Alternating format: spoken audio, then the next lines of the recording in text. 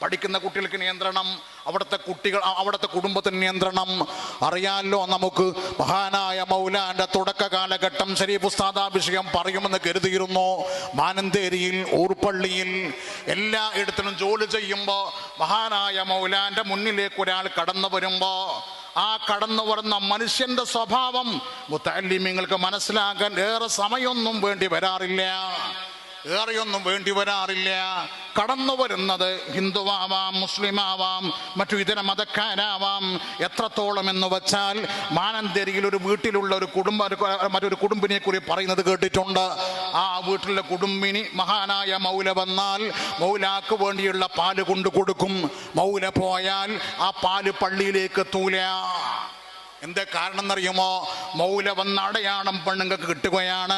ആ പെണ്ണുങ്ങളുടെ പശു സാധാരണ കൊടുക്കുന്ന പാലിൽ നിന്ന് മൗലാക്ക് കൊടുക്കേണ്ട പാലിന്റെ അളവ് അതിന്റെ അകടിൽ നിന്ന് കൂടുതൽ കിട്ടുമായിരുന്നു. നമുക്കത് തിരിഞ്ഞിട്ടില്ല.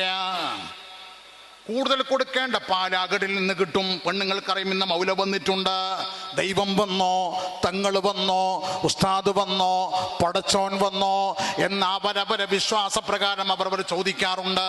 അവർക്കറിയില്ല ഇതാരാണെന്ന്. എല്ലാം പറയാമെന്ന് മനസ്സിലാക്കിയിട്ടുണ്ട് അവർ.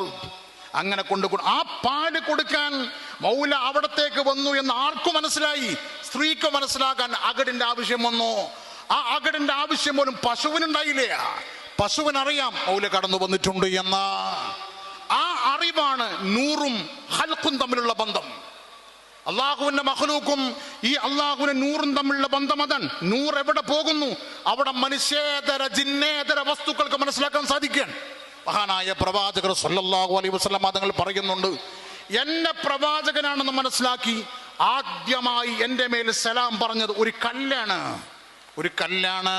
പറയുന്നു അത് ഖദീജ ബീബി റളിയല്ലാഹു തആല അൻഹയുടെ വീട് പണിയാൻ ഉപയോഗിച്ച കല്ലാകുന്നു എന്ന്.